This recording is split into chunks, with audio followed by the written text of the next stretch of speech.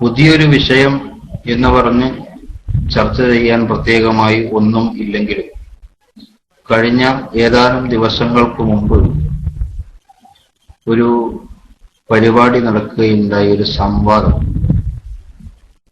ആ സംവാദം മുജാഹിദുകളിലെ ജിന്ന് വിഭാഗവും അതുപോലെ ജിന്ന് വിരുദ്ധ വിഭാഗവും തമ്മിൽ നടന്ന സംവാദമാണ്. സംവാദത്തിന് അടിസ്ഥാന വിഷയങ്ങളെക്കുറിച്ചൊന്നും ചർച്ച നടക്കുന്നില്ല. ഞാനതിന്റെ മുഴുവൻ കേട്ടിട്ടില്ല. പക്ഷെ അതിന്റെ തുടക്കത്തിൽ എനിക്ക് മനസ്സിലായത് സംവാദത്തിലെ ഏറ്റവും പ്രധാനപ്പെട്ട ഭാഗം, സംവാദത്തിന്റെ ഏറ്റവും പ്രധാനപ്പെട്ട ചർച്ചാ വിഷയം ഖുർആൻ ആയത്തിനെ ദുർവ്യാഖ്യാനം ചെയ്തോ ഇല്ലയോ എന്നതാണ്. ഒരു മൗലവി പരിശുദ്ധ ഖുർആനിന്റെ ആയത്തിനെ ദുർവ്യാഖ്യാനം ചെയ്തോ ഇല്ലയോ എന്ന് പരിശോധിക്കാനാണത്രേ മണിക്കൂറുകൾ നീണ്ട സംവാദ ചർച്ച നടത്തിയത്.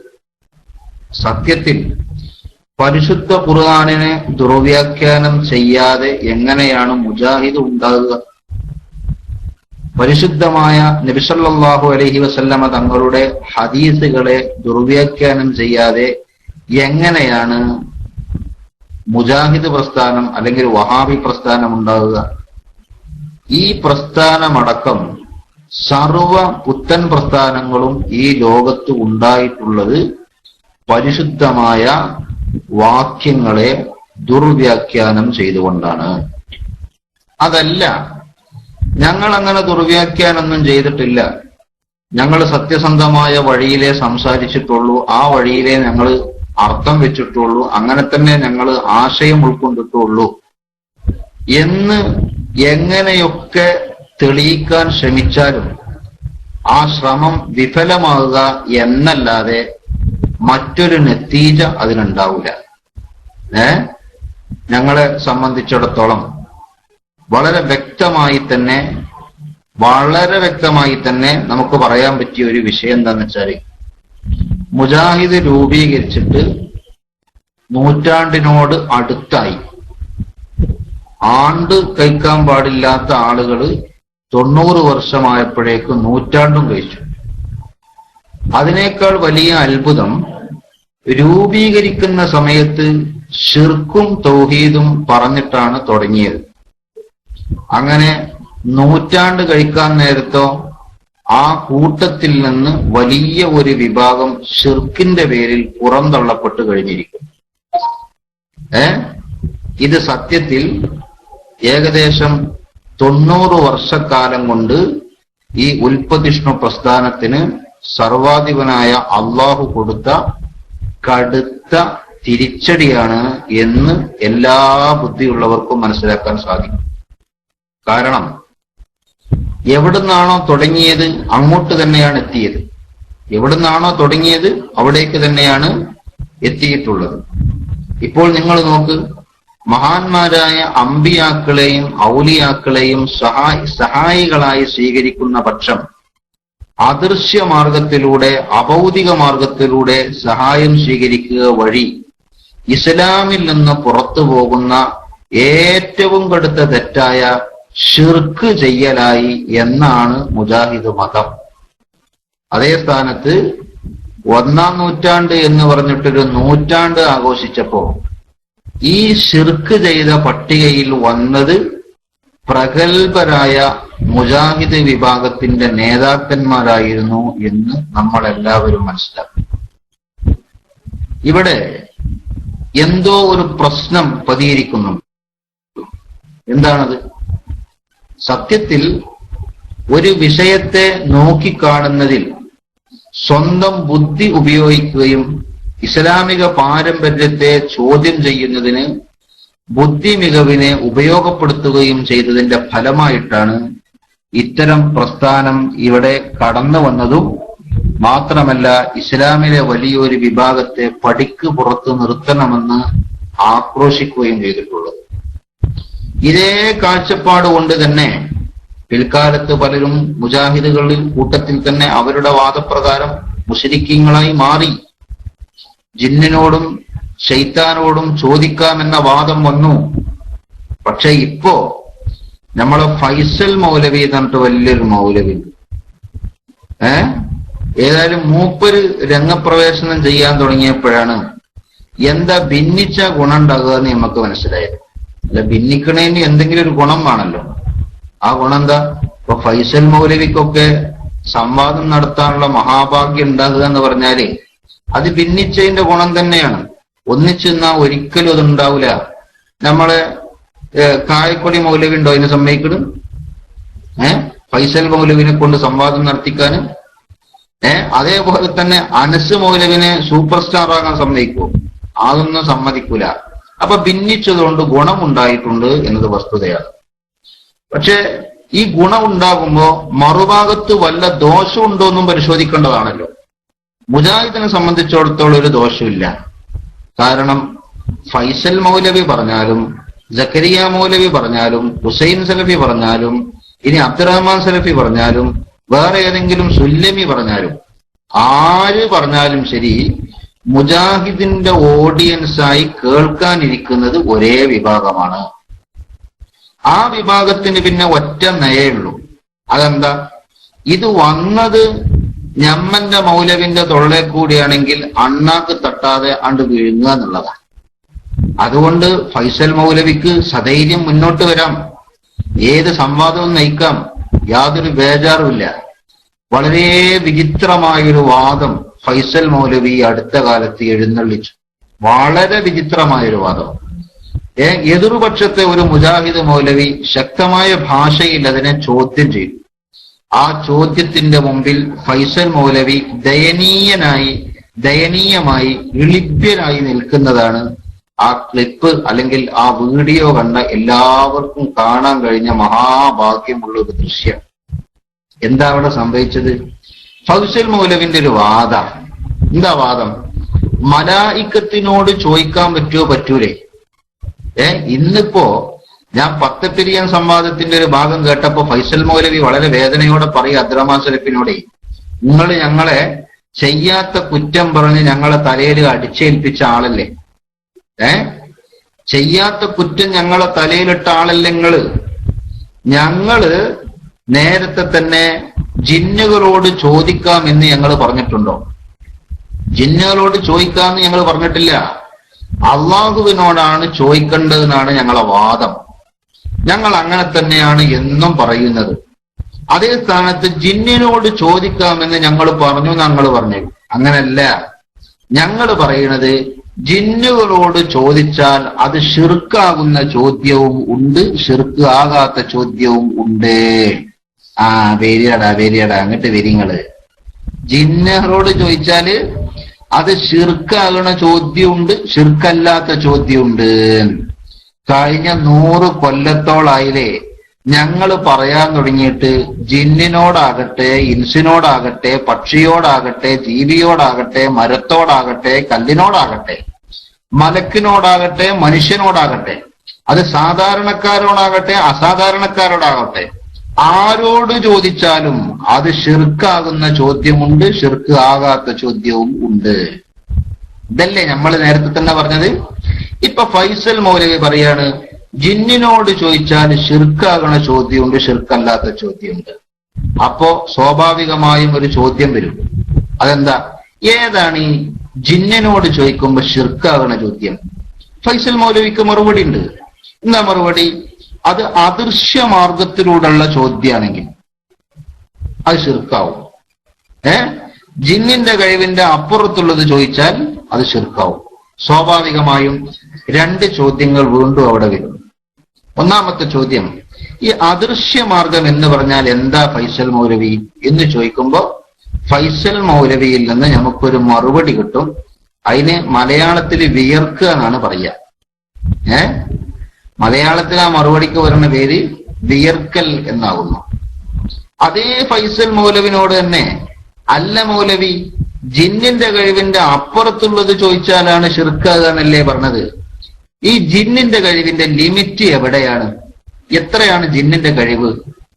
അല്ലെങ്കിൽ മലക്കിന്റെ കഴിവിന്റെ അപ്പുറത്തുള്ളത് ചോദിച്ചാലാണ് ഷിർക്കാകുക എന്നല്ലേ പറഞ്ഞത്?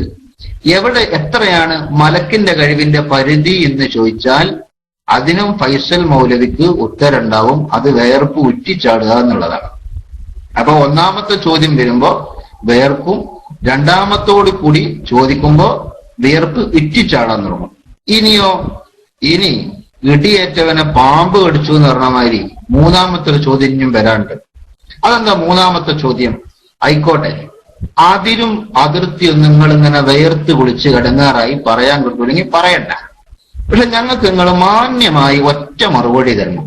അതായത് നിങ്ങൾ ഈ പറഞ്ഞത് നിങ്ങൾ സലഫി മനഹജിലാണ് എന്നുള്ള നിങ്ങൾ പറയണത് എന്ന് പറഞ്ഞാല് അതിനെ മലയാളം ജനങ്ങൾക്ക് തിരിയാതെക്കാനാണ് നിങ്ങൾ ആ ഭാഷ പ്രയോഗിക്കണതെങ്കിലും ഏതെങ്കിലും കുറഞ്ഞ ആളുകൾക്കൊക്കെ മനസ്സിലാവുമല്ലോ. നിങ്ങൾ പറഞ്ഞാൽ അതിന്റെ അർത്ഥം സലഫി മനഹജ് എന്ന് പറഞ്ഞാല് അതിന്റെ നേരെ അർത്ഥം മുൻഗാമികളുടെ വഴിയിലാണ് ഞങ്ങൾ ഉള്ളത് എന്നുള്ള നിങ്ങൾ പറയണത്. ഓക്കെ, ഞങ്ങളൊരു ചോദ്യം ചോദിക്കട്ടെ. ജിന്നിനോട് ചോദിച്ചാലും മലക്കിനോട് ചോദിച്ചാലും ഇൻസിനോട് ചോദിച്ചാലും ആരോട് ചോദിച്ചാലും അത് ശിർക്കാകണമെങ്കിൽ അദൃശ്യമാർഗമാകണമെന്നോ അല്ലെങ്കിൽ അവരുടെ കഴിവിന്റെ അപ്പുറത്തുള്ളത് ആകണമെന്നോ ഇങ്ങനെ ഒരു മാനദണ്ഡം പറഞ്ഞ ഇസ്ലാമിക പണ്ഡിതൻ ആരാണ് എന്നൊരു ചോദ്യം. കാരണം സലഫി മൻഹജ് എന്ന് പറഞ്ഞാല് ഇസ്ലാം ഇന്നലെ ആകാശത്തുനിന്ന് വീണു വന്നതല്ലല്ലോ, നൂറ്റാണ്ടുകളായി ഉമ്മത്തിന് കൈമാറി കിട്ടിയതാണ്. അതിലെ അടിസ്ഥാന വിഷയമാണ് ശിർക്കും തൗഹീദും. അത് ആക്കാതെ ഒരു ഇമാമും ഇമാമാകൂല, അതറിയാത്ത ഒരു പണ്ഡിതനും പണ്ഡിതനാകൂല. മാത്രമല്ല അത് അറിയാത്ത ഒരു മുഅ്മിനും യഥാർത്ഥ മുഅ്മിനായി ജീവിക്കാൻ കഴിയില്ല. കാരണം ഷിർക്കിൽ നിന്ന് തൗഹീദിലേക്കും തൗഹീദിൽ നിന്ന് ഷിർക്കിലേക്കും അങ്ങോട്ടും ഇങ്ങോട്ടും ചാഞ്ചല്യപ്പെടാൻ മനുഷ്യന് പറ്റൂല. തൗഹീദിൽ അടിയുറച്ചു നിൽക്കുമ്പോ ഷിർക്കിലേക്ക് വഴുതി വീഴാതിരിക്കണമെങ്കിൽ എന്താണ് ഷിർക്ക് എന്ന് മനസ്സിലാക്കണം. അപ്പൊ ഈ ഷിർക്ക് വരുന്നത് ജിന്നിനോടോ മലക്കിനോടോ അവരുടെ പരിധിയിൽപ്പെടാത്ത വിഷയം ചോദിക്കലാണ് എന്ന് പറഞ്ഞാൽ തീർച്ചയായും പരിധി എന്താണെന്ന് തീർച്ചപ്പെടണം. മാത്രമല്ല ഇങ്ങനെ ഒരു നിർവചനം അല്ലെങ്കിൽ ഇങ്ങനെ ഒരു മാനദണ്ഡം ഷിർക്കിനും തൗഹീദിനും പൂർവകാല പണ്ഡിതന്മാരിൽ ആരെങ്കിലും പറഞ്ഞിട്ടുണ്ടോ എന്ന് ചോദിച്ചാൽ ഫൈസൽ മൗലവിക്ക് അതിനും മറുപടിയുണ്ട്. അതിന്റെ മറുപടി വിയർപ്പിൽ മുങ്ങിക്കുളിക്കുക എന്നതാകുന്നു. അപ്പൊ 3 ചോദ്യത്തിന് ഫൈസൽ മൗലവി മറുപടി പറഞ്ഞു. ഒന്നാമത്തെ ചോദ്യം അദൃശ്യകാര്യം എന്ന് പറഞ്ഞാൽ അതിന്റെ മാനദണ്ഡം എന്താണ് എന്നതായിരുന്നു. അതിന്റെ മറുപടി വിയർക്കലാണ്. രണ്ടാമത്തെ ചോദ്യം ജിന്നിന്റെയും മലക്കിന്റെയും കഴിവിന്റെ പരിധി എത്രയാണ് എന്നായിരുന്നു. അതിന്റെ മറുപടി വിയർപ്പ് ഉറ്റലാണ്.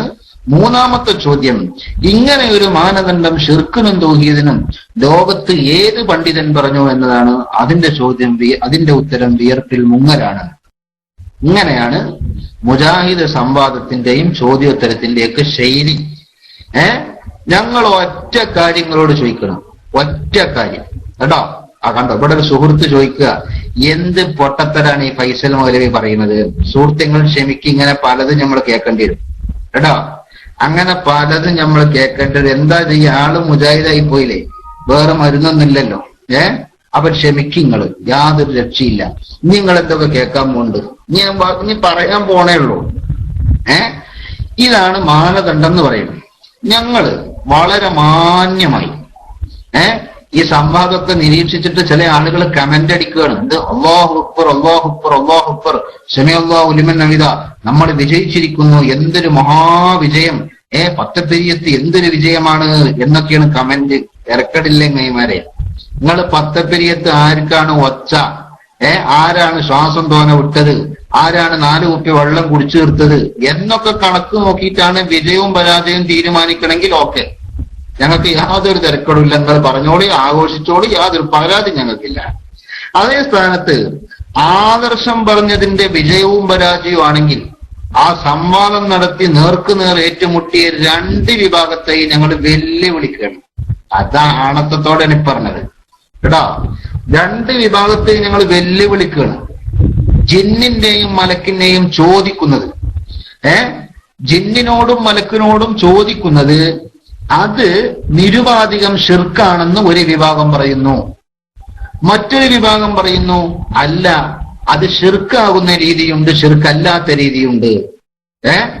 ഞാൻ ചോദിക്കുന്നു, ഷിർക്കാകുന്ന രീതിയും അല്ലാത്ത രീതിയും ഉണ്ടെന്ന് പറഞ്ഞാൽ ഷിർക്കിന്റെ മാനദണ്ഡം എന്താണ്, നിങ്ങളെ പറയുന്ന മാനദണ്ഡം 1400 കൊല്ലത്തിന്റെ ഇടക്ക് മുസ്ലിം ഉമ്മത്തിലെ പ്രാമാണികരായ ഏത് പണ്ഡിതന്മാരാണ് പറഞ്ഞത്? ഇത് ഒരു സാമാന്യം ബുദ്ധിയുള്ള ആൾക്ക് പറയാൻ പറ്റുമല്ലോ, അതൊരു ചോദ്യം തന്നെയാണ്. കാരണം വിഷയം ശിർക്കും തൗഹീദുമാണല്ലോ.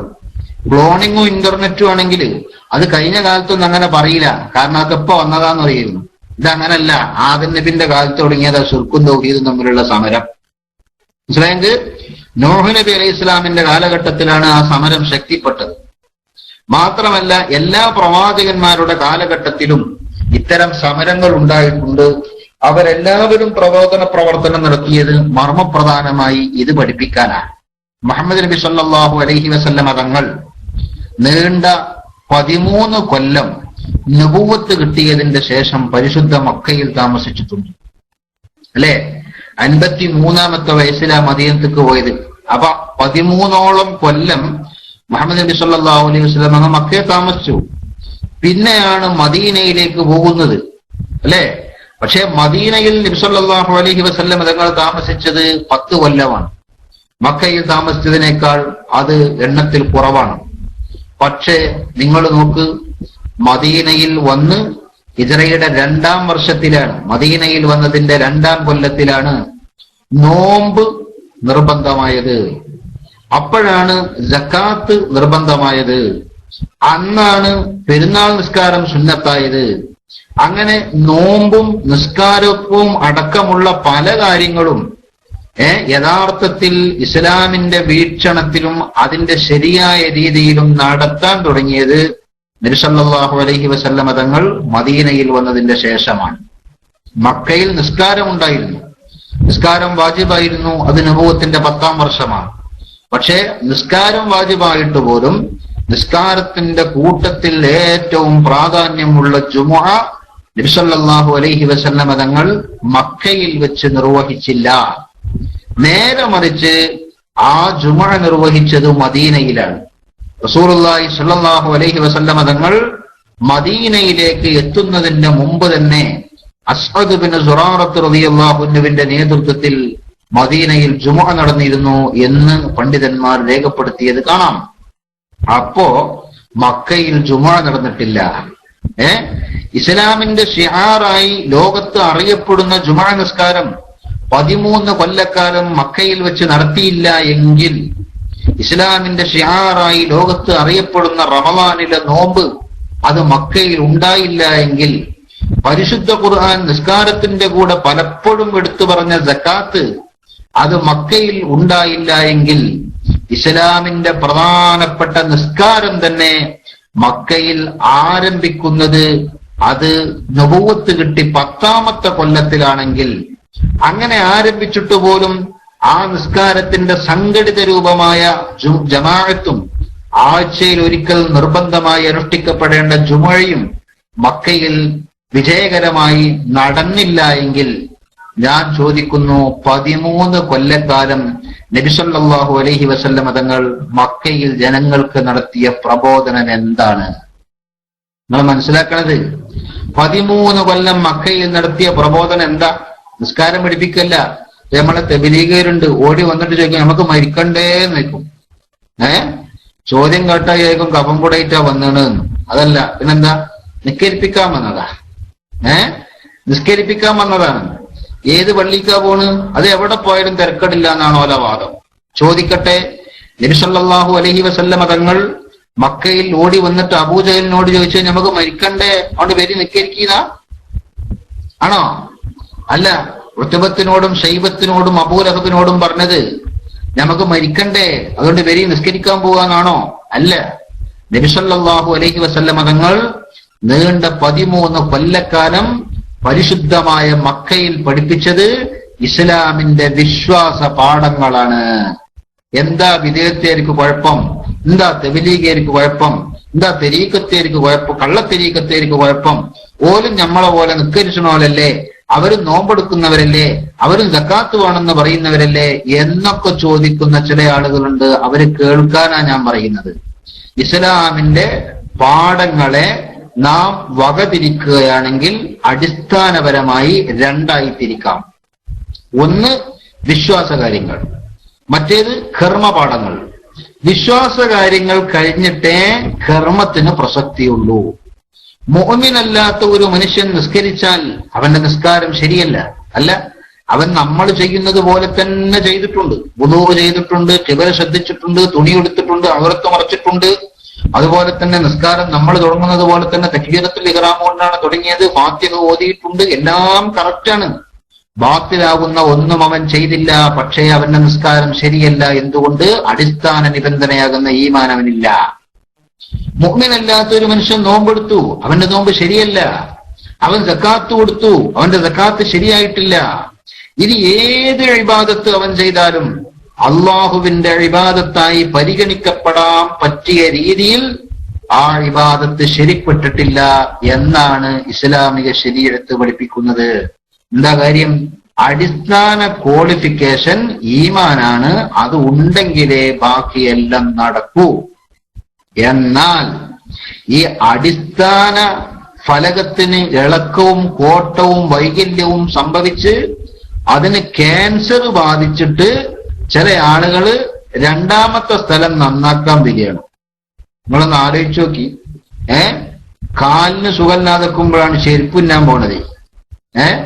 ഇതാണിപ്പോ നമ്മളെ ഓരോരുത്തരുടെ അവസ്ഥ. നമ്മളെ നാട്ടിലെ കാല് നിലത്തെക്കാൻ വയ്യ. ഇതിങ്ങനെ പുഴു അരിച്ചിട്ട് ഓട്ടയായി അവിടെയും ഇവിടെയും മുറിയായിട്ട് ചവിട്ടാൻ വയ്യാതെ നിൽക്കുമ്പോ അത് ഒരു ഡോക്ടറെ അടുത്ത് കൊണ്ടുപോയി ചികിത്സിച്ച് ഭേദമാക്കുന്നതിന് പകരം അപ്പൊ പല ആളുകളും ചെയ്യണ എന്താ? കാല് ശ്രദ്ധിക്കാതെ ചെരുപ്പ് പൊട്ടിയത് തുന്നാൻ പോവുകയാണ്. അതാണ് ഞമ്മക്ക് മരിക്കണ്ടേ എന്നും ചോദിച്ചിട്ട് ചില ആൾക്കാർ നിസ്കാരം നന്നാക്കാൻ വരുന്നത്. സുഹൃത്തുക്കളെ, അപകടം ഏറ്റവും അധികം സംഭവിക്കുന്നത് എവിടെയാണോ അവിടെ ആദ്യം നന്നാക്കണം. അതുകൊണ്ടാണ് മുഹമ്മദ് നബി സല്ലല്ലാഹു അലൈഹി വസല്ലമ തങ്ങൾ പരിശുദ്ധ മക്കയിൽ നീണ്ട 13 വർഷക്കാലം അള്ളാഹുവിന്റെ ഹബീബ് സല്ലല്ലാഹു അലൈഹി വസല്ലം ചെലവഴിച്ചത് എന്തിനാ? നിസ്കരിപ്പിക്കാനോ, നോമ്പെടുപ്പിക്കാനോ, ഹജ്ജിന് പ്രേരിപ്പിക്കാനോ, സക്കാത്ത് കൊടുക്കാനോ ഒന്നിനുമല്ല. ഇസ്ലാമിന് എത്ര കർമ്മ വിഷയങ്ങളുണ്ട്. അള്ളാഹുവിന്റെ റസൂല് ആകെ പരാമർശിച്ചത് ഒന്നാണ്. അതേതാ? അത് നിസ്കാരമാണ്. അത് തന്നെ എന്ന് നബുവത്ത് കിട്ടി 10 കൊല്ലം കഴിഞ്ഞിട്ട് അതന്നെ അതിന്റെ പൂർണ്ണ രൂപത്തിൽ ഉണ്ടായിരുന്നില്ല. സംഘടിത രൂപമോടെ നടപ്പിലായിരുന്നില്ല. ജുമാ നടപ്പിലായിരുന്നില്ല. അതൊക്കെ ഞാൻ പറഞ്ഞു. അപ്പൊ ഈ 10-13 കൊല്ലം നബി സല്ലല്ലാഹു അലൈഹി വസല്ലം തങ്ങളുടെ പണി എന്തായിരുന്നു? അള്ളാഹുവിന്റെ റസൂലിന്റെ പണി ജനങ്ങളുടെ വിശ്വാസം കടഞ്ഞ് ശരിപ്പെടുത്തലായിരുന്നു.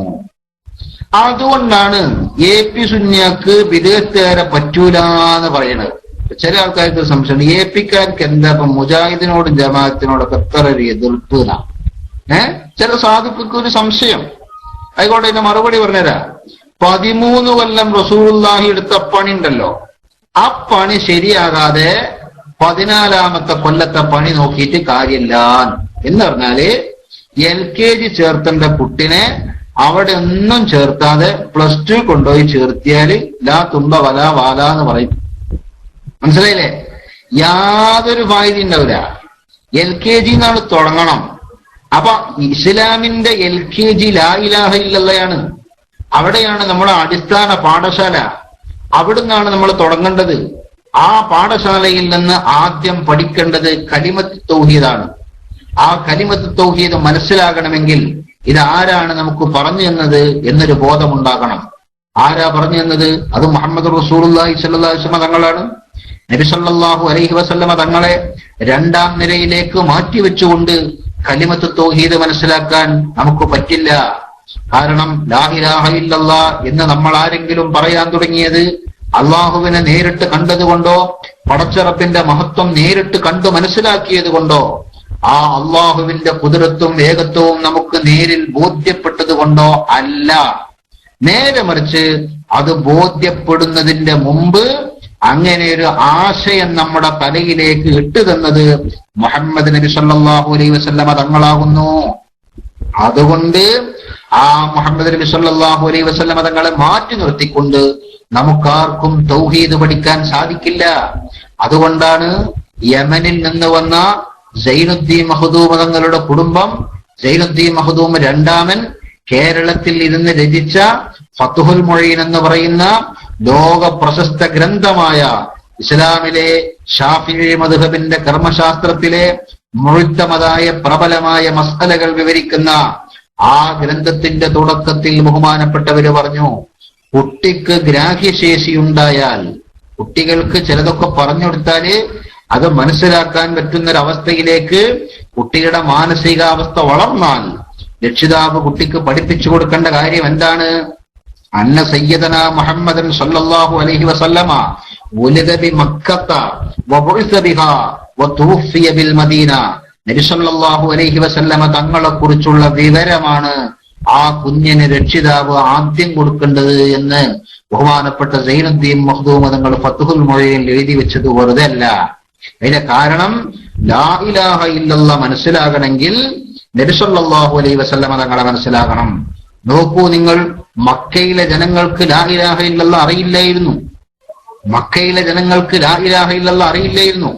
ഈ ലാ ഇലാഹ ഇല്ലല്ലാഹ് അറിയാത്ത മക്കയിലെ ജനങ്ങളിലേക്ക് ഒരു സുപ്രഭാതത്തിൽ ഒരാളിന്ന് ഇറങ്ങി വന്ന് ലാ ഇലാഹ ഇല്ലല്ലാഹ് എന്ന് അവതരിപ്പിച്ചതല്ല. നേരെ മറിച്ച് കുട്ടിക്ക് ചെറിയ ചരിത്രത്തിലൂടെ നബി സല്ലല്ലാഹു അലൈഹി വസല്ലമ തങ്ങളെ പരിചയപ്പെടുത്തി കൊടുക്കുന്നതിന് പകരം ലാ ഇലാഹ ഇല്ലല്ലാഹ് എന്ന അതിസുന്ദരമായ ആശയം അവതരിപ്പിക്കപ്പെടേണ്ട മക്ക നിവാസികൾക്ക് നബി സല്ലല്ലാഹു അലൈഹി വസല്ലമ തങ്ങളെ കുറിച്ച് അല്ലാഹു തആല ക്ലാസ് കൊടുത്തു. നമ്മൾ മനസ്സിലാക്കണം, അല്ലാഹു തആല നബി തങ്ങളെ കുറിച്ച് ക്ലാസ് കൊടുത്തു. എങ്ങനത്തെ ക്ലാസ്സാ കൊടുത്തത്?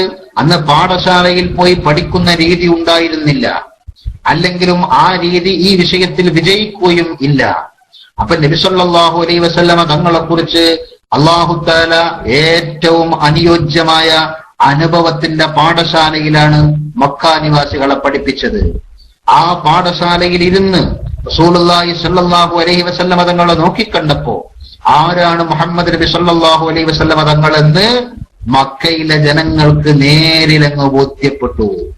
ഏറ്റവും നല്ല സൽസ്വഭാവിയും ഏറ്റവും അതീവ സുന്ദരനും ഏറ്റവും നല്ല സത്യസന്ധനും ജീവിതത്തിൽ എവിടെയും പാളിച്ചകളോ പാകപ്പിഴവുകളോ ഇല്ലാത്ത പരിപൂർണമായ പരിശുദ്ധമായ ജീവിതത്തിന്റെ ഉടമയായി നീണ്ട 40 കൊല്ലക്കാലം ആ മക്കയിലെ ജനങ്ങളുടെ ഇടയിൽ ജീവിച്ച് മക്കക്കാര് നോക്കിക്കണ്ട് പഠിക്കുകയാണ് മുഹമ്മദ് നബി സല്ലല്ലാഹു അലൈഹി വസല്ലമ തങ്ങളെ. അങ്ങനെ 40 കൊല്ലത്തെ പഠനത്തിന്റെ ശേഷമാണ് ലാ ഇലാഹ ഇല്ലല്ലാഹ് പഠിപ്പിക്കാൻ അല്ലാഹു തആല നബി സല്ലല്ലാഹു അലൈഹി വസല്ലമ തങ്ങളെ ഏൽപ്പിക്കുന്നത്.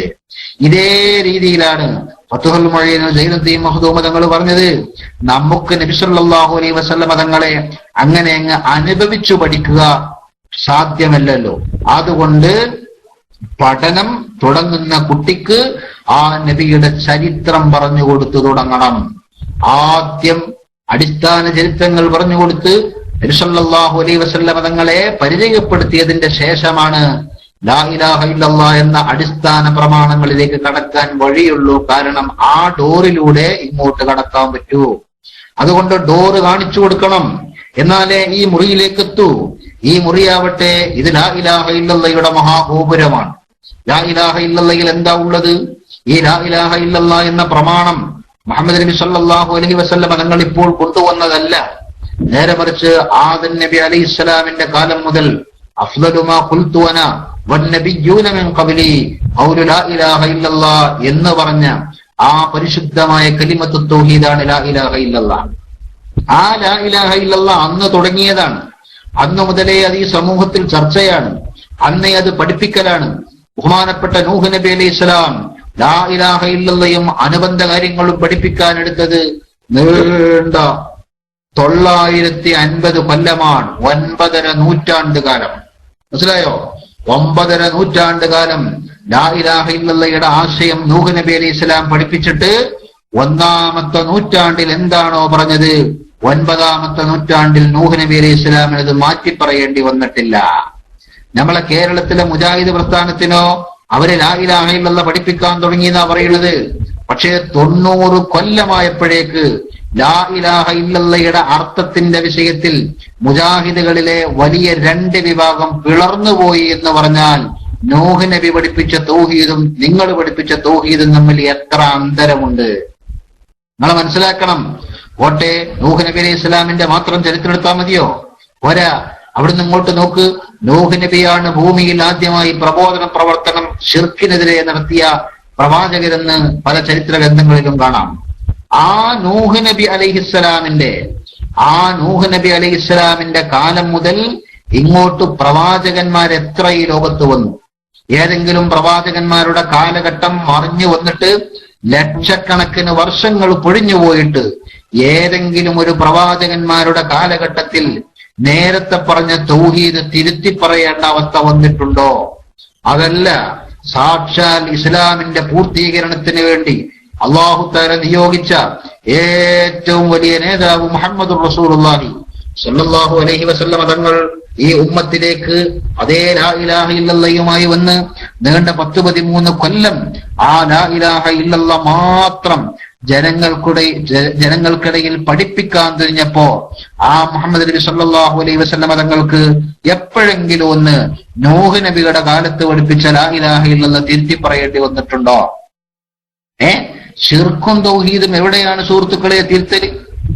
നമ്മുടെ ചെന്നൈ മൻസൂർ ഹാജിയുടെ ഉമ്മ മരണപ്പെട്ടു എന്നൊരു ന്യൂസ് കാണുന്നു. ഇന്നാ ലില്ലാഹി വ ഇന്നാ ഇലൈഹി റാജിഊൻ.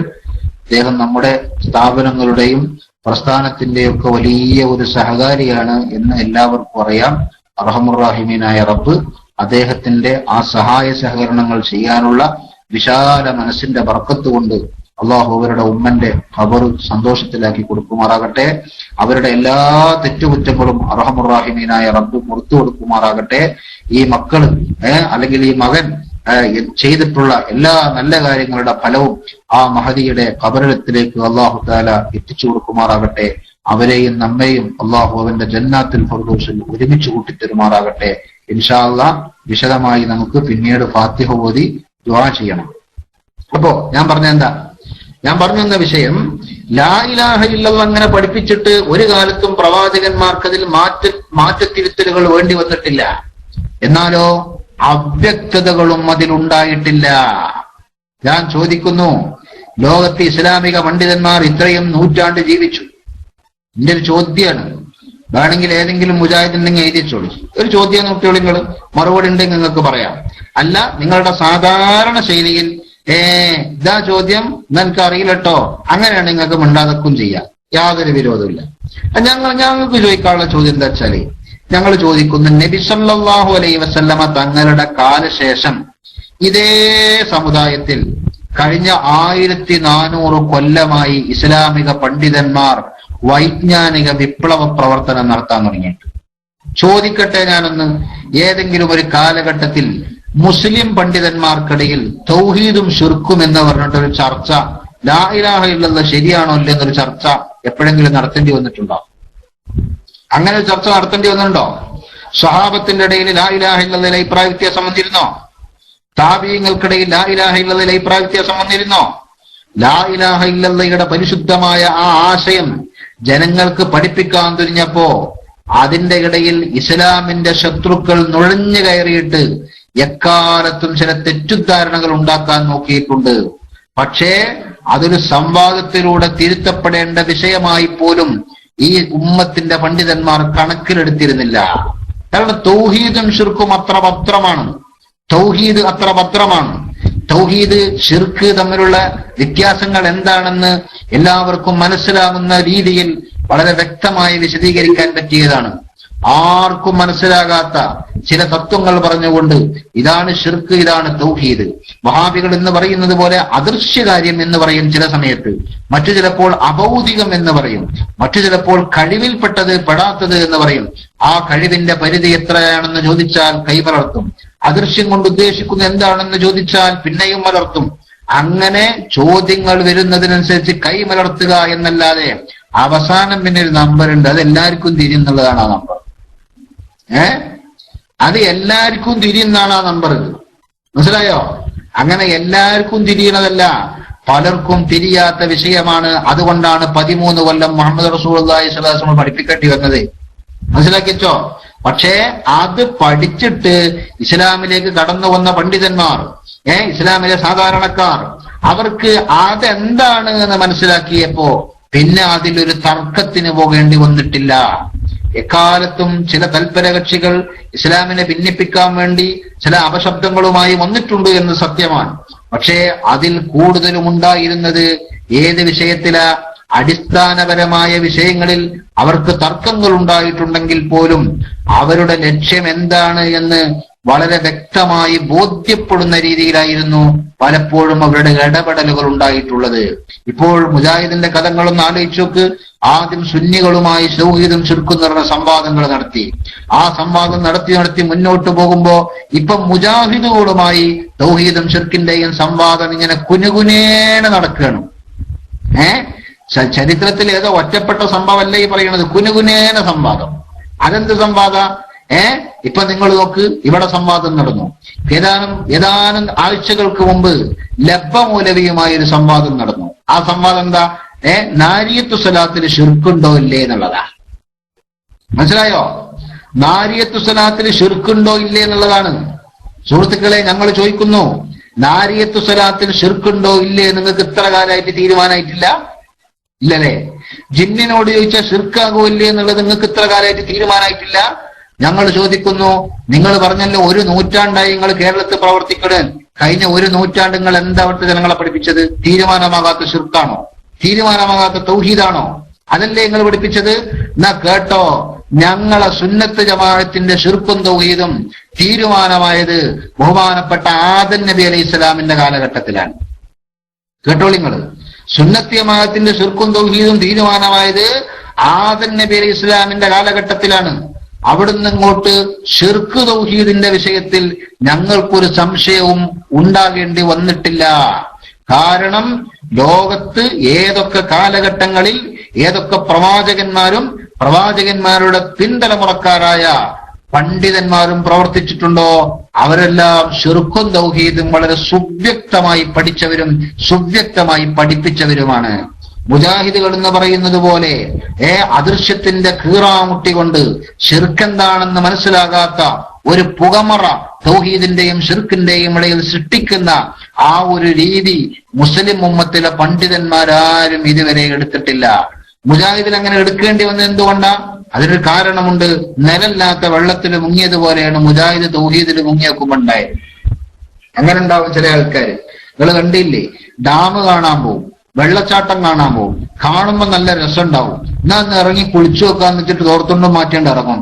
ഇറങ്ങണതേ ഓർമ്മ ഉണ്ടാവുള്ളൂ, പിന്നെ എവിടുക്കാ പോയതൊന്നും മുങ്ങാൻക്കും അറിയില്ല, കണ്ടുക്കണാൻക്കും അറിയില്ല. ഇങ്ങനെയാണ് പല അപകടങ്ങളും പല വെള്ളച്ചാട്ടങ്ങളിലും നടക്കുന്നത്. ഇതുപോലെയാണ് നമ്മളെ മുജാഹിദ് തൗഹീദിന്റെ വെള്ളച്ചാട്ടത്തിൽ നിന്ന് മുങ്ങി നോക്കിയതാ. ഇപ്പൊ എന്താ സംഭവിച്ചത്? മുങ്ങി ഓൽക്കും അറിയില്ല, കണ്ടുന്ന ബാക്കിയുള്ളവർക്കും അറിയില്ല അത് എവിടെ എത്തിയത്. അങ്ങനെ ചുഴി പെട്ട് ആകെ ഇടങ്ങേറായി കുട്ടിച്ചോറായി നിൽക്കണ ഒരവസ്ഥയിലേക്ക് ഇത്ര കാലത്തിന്റെ ഉള്ളിൽ ഈ ഒരു പ്രസ്ഥാനം എത്തിയെങ്കിൽ നിങ്ങൾ ആലോചിക്കണം. അടിസ്ഥാന വിഷയങ്ങൾ തീരുമാനമാക്കാൻ പറ്റാത്ത ഒരു വിഭാഗമായി മുസ്ലിം ഉമ്മത്തിനെ ഈ സമൂഹത്തിന്റെ മുമ്പിൽ ചിത്രീകരിച്ച് നാണം കെടുത്താനുള്ള പണി മാത്രമല്ലേ ഇത്തരം ഉൽപ്പത്തിഷ്ണുക്കൾ ഈ സമൂഹത്തിന് സംഭാവന ചെയ്തത്, അല്ലെങ്കിൽ ഈ സമുദായത്തിന് നൽകിയിട്ടുള്ളത് എന്ന് നമ്മളെല്ലാവരും ആലോചിക്കണം. ഇത് കാണുമെന്താ മറ്റുള്ളവർ ചിന്തിക്കുക? ഇസ്ലാമ് എത്ര കാലം മുമ്പ് തുടങ്ങിയതെന്നാ പറയുന്നത്. പക്ഷേ ഇസ്ലാമിന്റെ അടിസ്ഥാന വിഷയമായ ശിർക്കും തൗഹീദും ഇന്ന് വരെ തീരുമാനമായിട്ടില്ല പോലും. പിന്നെന്താ നിങ്ങളെ ഇസ്ലാം എന്ന് ആരെങ്കിലും ചോദിച്ചാൽ സത്യത്തിൽ അതിന്റെ ഉത്തരവാദി ഈ പുത്തൻവാദിയല്ലേ? സത്യത്തിൽ അതിന്റെ ഉത്തരവാദി കേരളത്തിലെ മുജാഹിദല്ലേ? സത്യത്തിൽ അതിന്റെ ഉത്തരവാദി ഇവിടുത്തെ ജമാഅത്തുകാരനല്ലേ? അതുകൊണ്ട് നിങ്ങളുടെ ശിർക്കിനും തൗഹീദിനും കാലകാലങ്ങളുടെ മാറ്റങ്ങൾ ഉണ്ടായേക്കാം. പുതിയ വേർഷനും പഴയ വേർഷനും ഉണ്ടായേക്കാം.